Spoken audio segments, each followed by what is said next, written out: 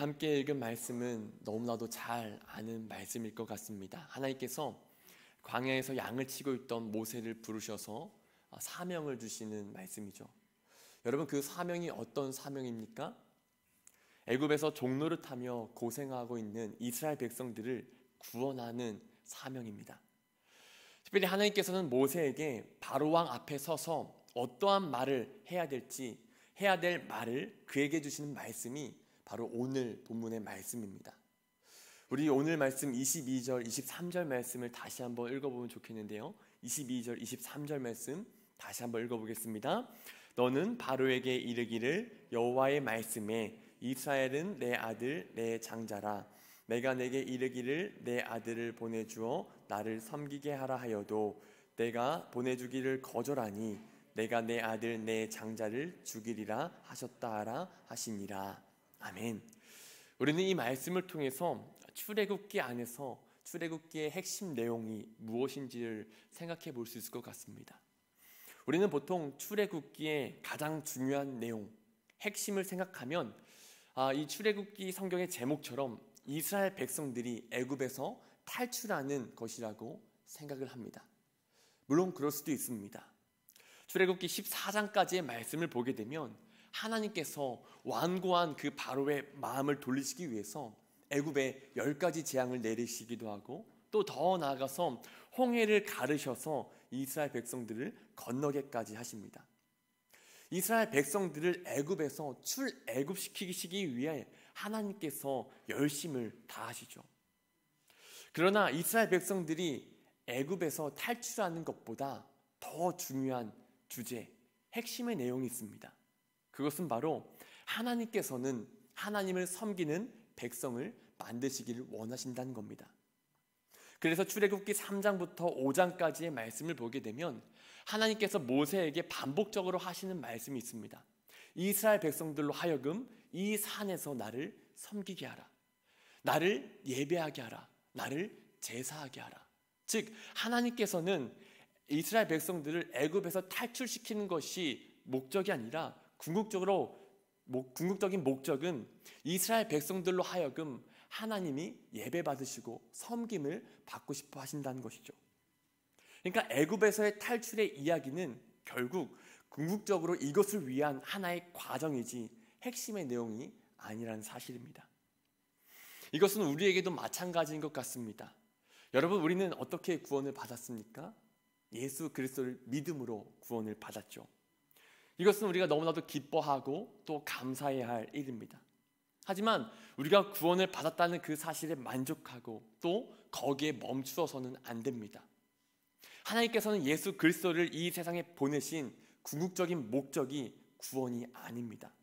구원은 하나의 과정일 뿐이라는 거죠. 하나님께서는 예수님을 통해서 하나님의 백성들을 창조하시고 그 백성들을 통해서 하나님이 섬김을 받기를, 예배를 받기를 원하신다는 겁니다. 그러면 여러분, 하나님께서 하나님의 백성들로 하여금 받고자 하는 섬김, 예배는 어떤 것일까요? 우리가 오늘 말씀을 통해서 하나님께서 우리를 통해서 받고자 하시는 그 섬김, 예배에 대해서 조금 생각해 보기를 원하는데요. 우리가 하나님께서 원하시는 대로 또 하나님을 섬기기 위해서 필요한 것이 있습니다. 그것이 무엇이냐? 바로 신분의 변화가 일어나야 된다라는 겁니다. 오늘 말씀을 다시 보게 되면 하나님께서 이스라엘 백성들을 표현하실 때 한 가지 단어를 사용하십니다. 그 단어가 무엇이냐? 하나님의 아들, 장자라는 표현입니다. 그래서 말씀을 보게 되면 여호와의 말씀에 이스라엘은 내 아들, 내 장자라.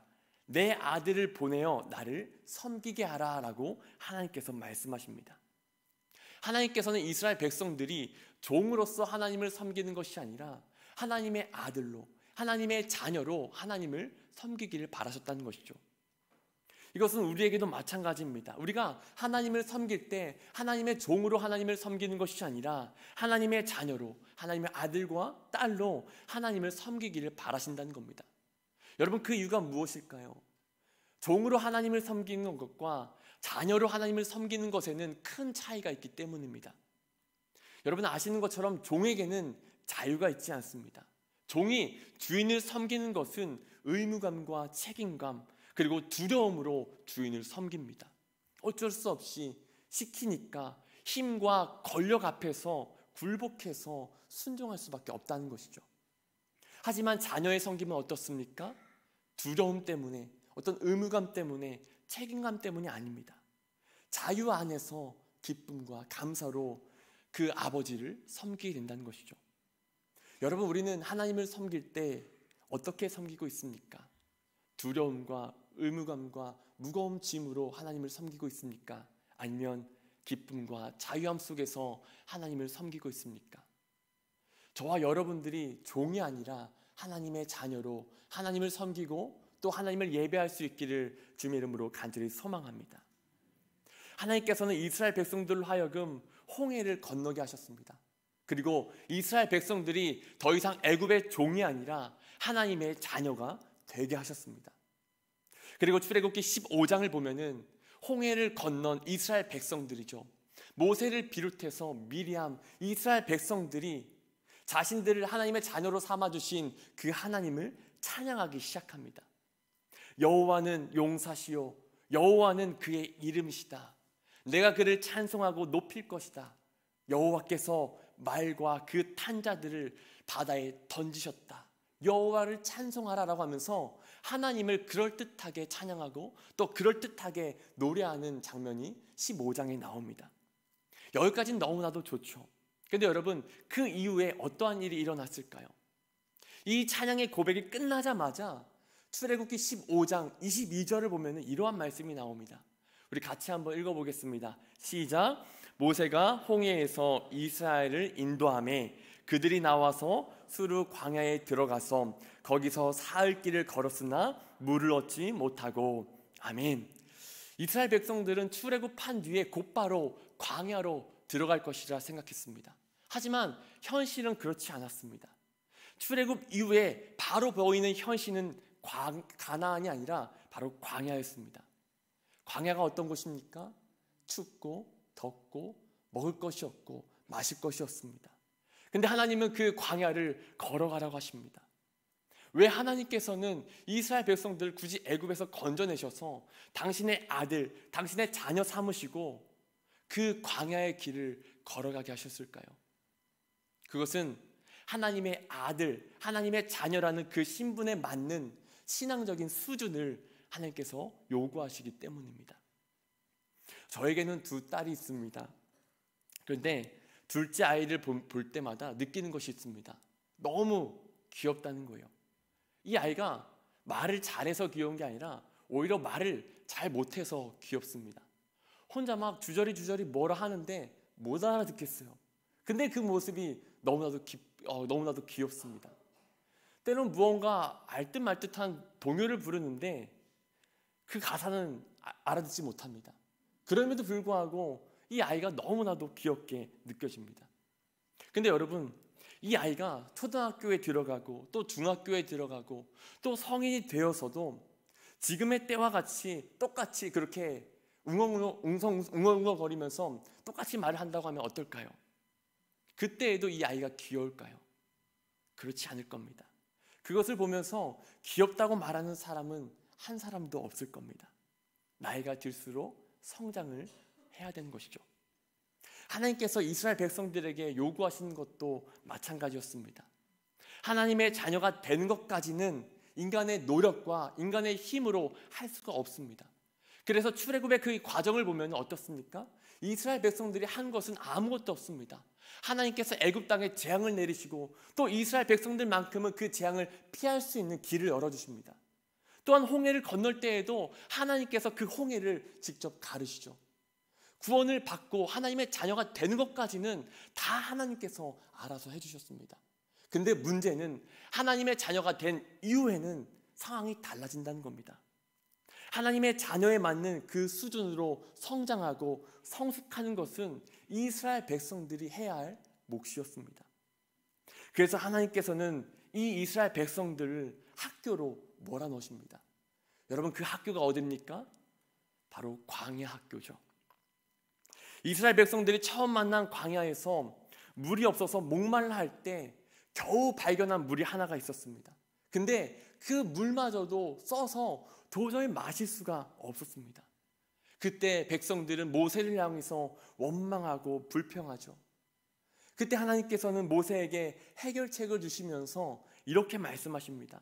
우리 출애굽기 15장 25절 말씀인데요, 같이 한번 읽어보겠습니다. 시작. 모세가 여호와께 부르짖었더니 여호와께서 그에게 한 나무를 가리키시니 그가 물에 던지니 물이 달게 되었더라. 거기서 여호와께서 그들을 위하여 법도와 율례를 정하시고 그들을 시험하실세. 아멘. 하나님께서는 쓴물을 단물로 바꾸어 주십니다.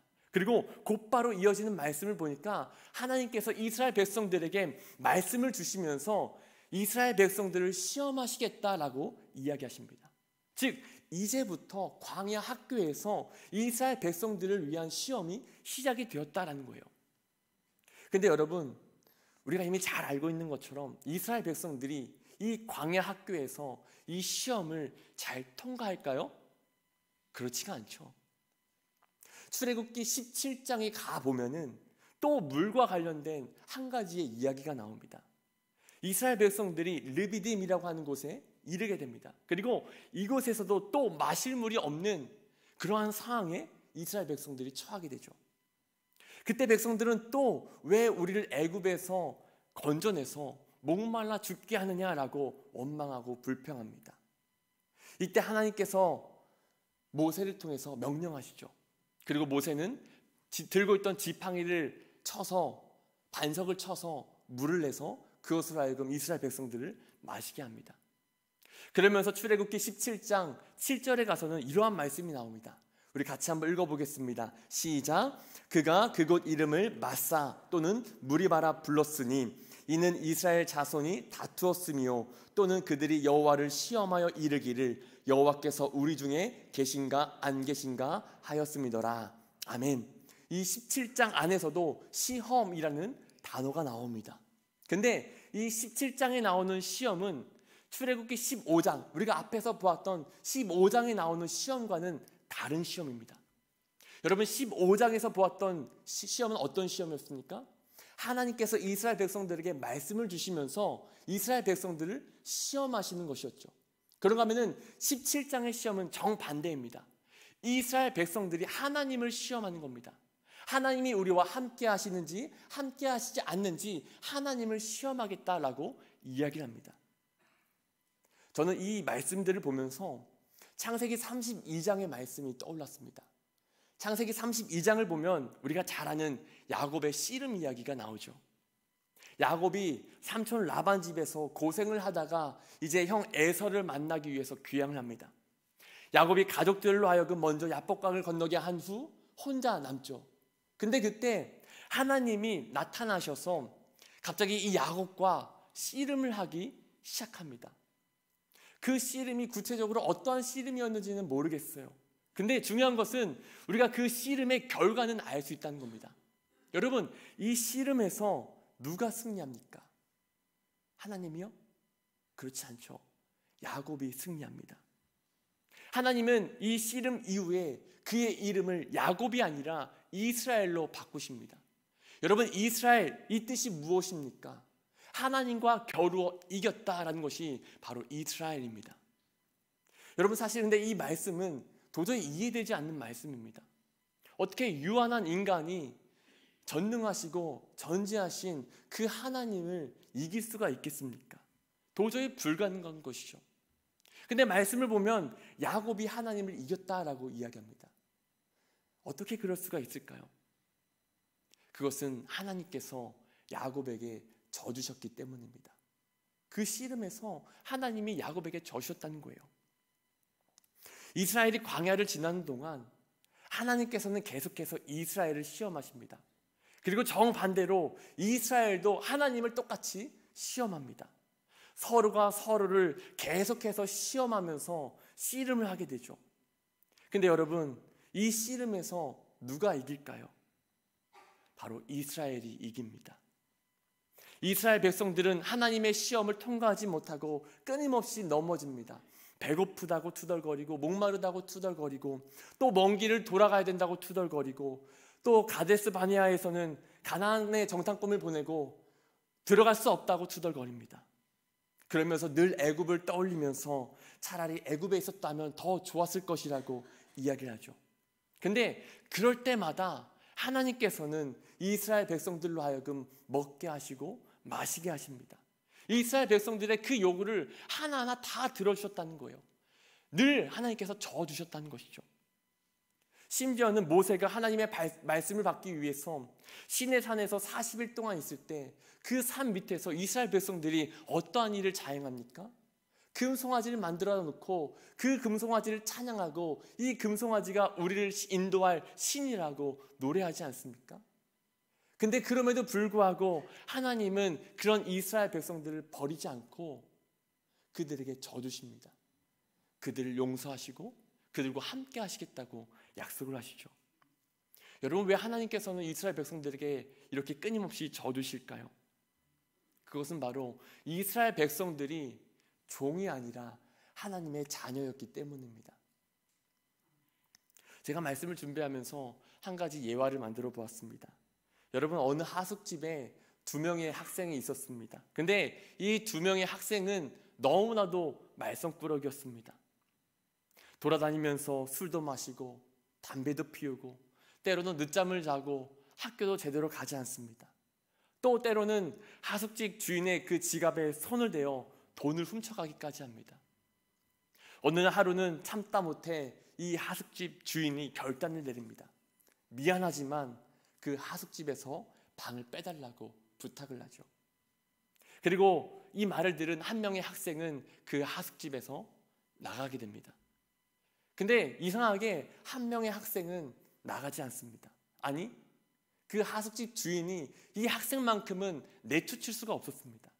그 이유가 무엇일까요? 그 한 명의 학생은 이 하숙집 주인의 아들이었기 때문입니다. 만약 이 학생이 아들이 아니었다면 그에게도 방을 빼달라고 그를 내쫓았을 겁니다.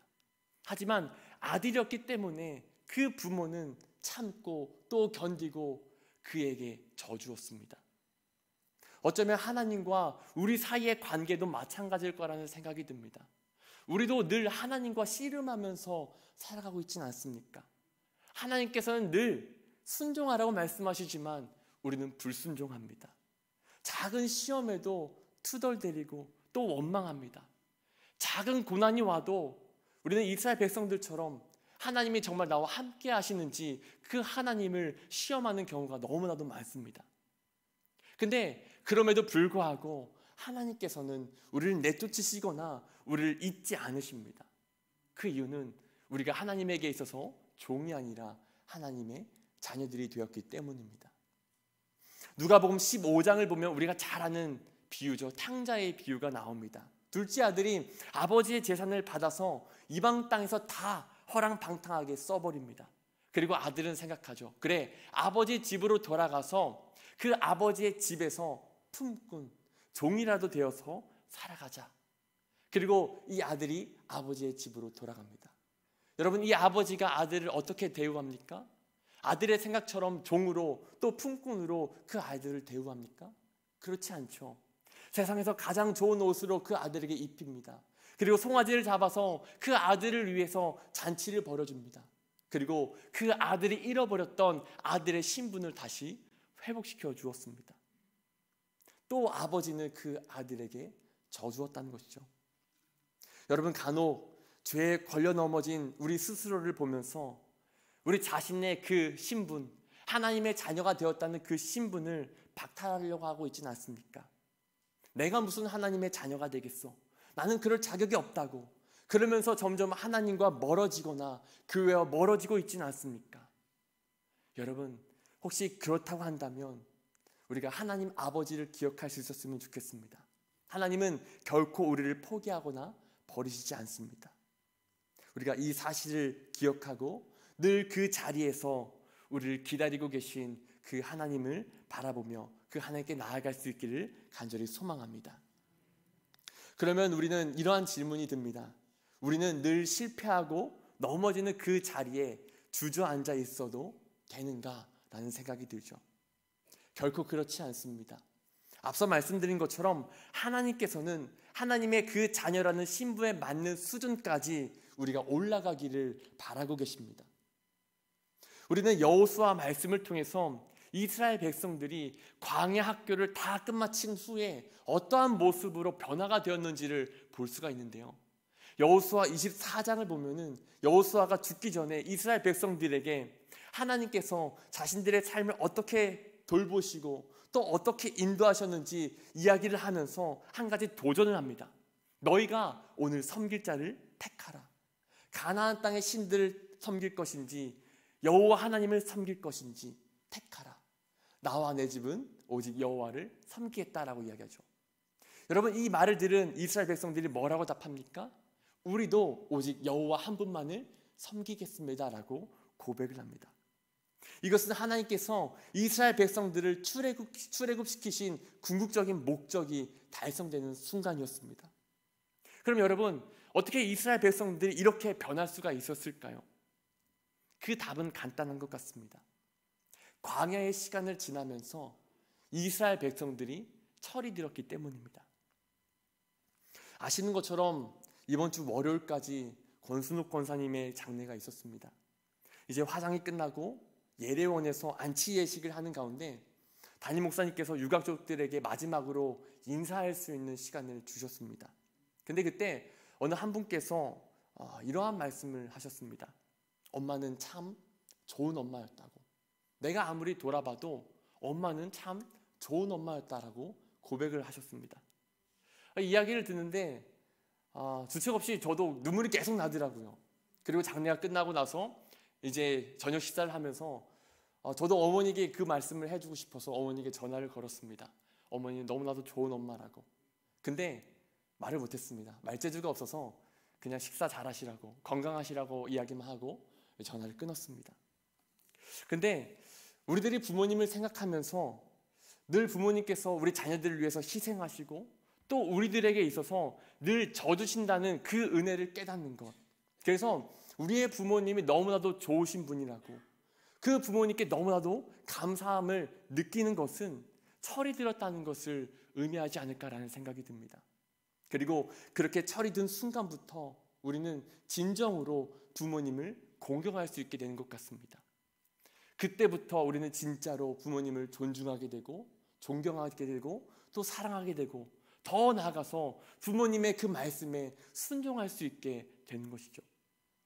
이것은 이스라엘 백성들에게도 마찬가지였던 것 같습니다. 이스라엘 백성들이 광야의 그 생활 다 끝내고 자신들이 걸어온 그 발자취를 돌아보게 됩니다.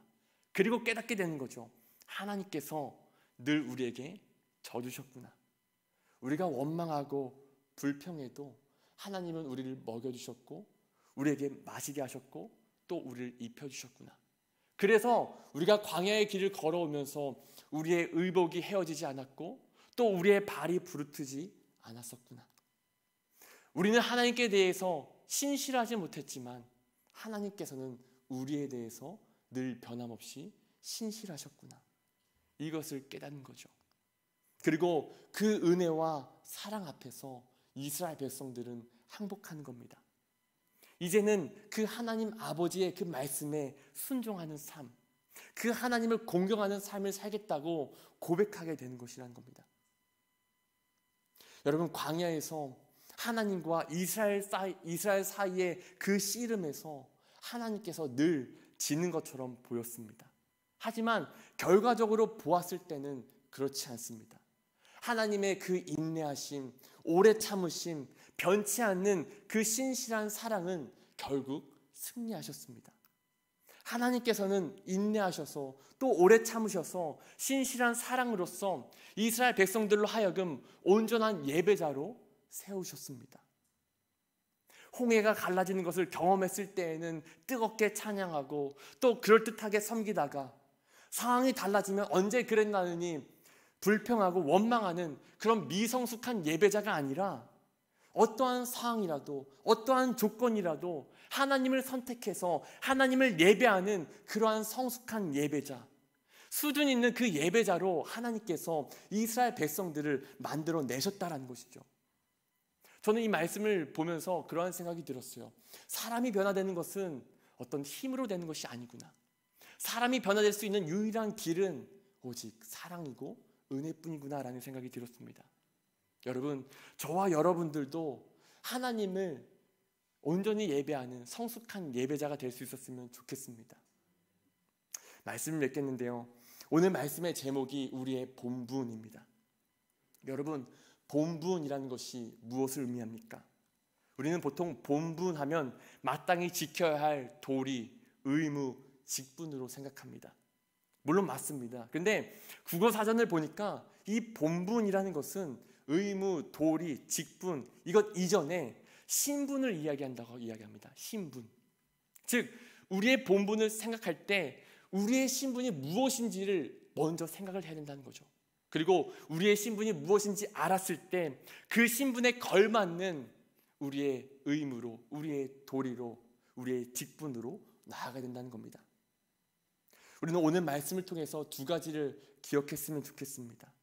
우리는 하나님을 섬기는 것에 있어서 종이 아니라 하나님의 자녀로 섬겨야 됩니다.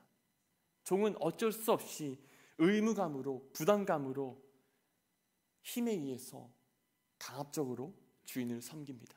그러나 자녀는 그렇지 않습니다. 주신 자유 안에서 기쁨과 감사함으로 아버지를 예배하게 됩니다. 그런가 하면 우리는 미성숙한 예배자로 하나님을 예배하는 것이 아니라 성숙한 예배자가 되어야 됩니다. 홍해가 갈라지는 것과 같은 그런 놀라운 일이 일어났을 때, 어떤 상황과 조건이 좋을 때만 하나님을 뜨겁게 예배하고 뜨겁게 찬양하는 그런 예배자가 아니라 모든 상황 속에서도 하나님을 선택하며 하나님을 섬기겠다고 고백할 수 있는 그런 성숙한 예배자들이 되어야 된다는 겁니다. 근데 이것은 그냥 되는 것이 아닙니다. 이것을 위해 우리는 시간이 필요합니다. 우리가 걸어가는 그 광야의 시간 속에서 하나님의 인도하심을 경험하고, 또 우리가 실수할 때에도, 넘어질 때에도 우리를 끝까지 붙들어 주시는 그 하나님의 사랑과 그 은혜를 경험하고 깨달을 수 있어야 됩니다.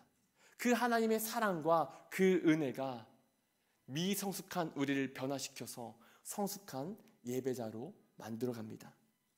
저와 여러분들이 하나님 아버지의 그 사랑과 은혜 안에서 하나님을 온전히 예배하는 참된 예배자가 될 수 있기를 주님의 이름으로 간절히 축복합니다. 기도하겠습니다. 하나님 아버지, 감사합니다. 우리에게 하나님의 자녀라는 고귀한 신분을 허락하시고 또 하나님을 예배하는 예배자로 세워주시니 감사합니다. 늘 하나님의 사랑과 은혜를 경험하고 또 깨닫게 하시고 그 사랑과 은혜로 날마다 우리의 믿음과 우리의 심령이 새로워지게 하여 주시옵소서. 그래서 하나님께서 원하시는 그 섬김으로 하나님을 예배하는 예배자들이 될 수 있도록 인도하여 주시옵소서. 우리의 뜻대로 상황과 형편이 좋아짐에 따라 그래서 하나님을 예배하는 것이 아니라 모든 상황과 모든 형편을 뛰어넘어 그럼에도 불구하고 하나님을 예배할 수 있는 저희들의 삶이 될 수 있도록 인도하여 주시옵소서. 이 시간도 주님께 나올 때 예물 드렸습니다. 정경욱 권사님 11주 예물과 성도 예물 드리셨습니다. 하나님, 우리 권사님 하나님을 사랑하는 그 마음을 가지고, 하나님을 의지하는 그 마음을 가지고 여러 가지 기도의 제목을 담아 하나님께 예물을 드렸습니다. 드려진 이 손길을 축복하여 주시고 그 삶과 그 가정을 붙잡아 주셔서 날마다 형통한 가정, 하나님의 그 은혜를 드러낼 수 있는 축복의 가정이 되어질 수 있도록 인도하여 주시옵소서. 감사드리며 예수님의 이름으로 간절히 기도드렸습니다. 아멘.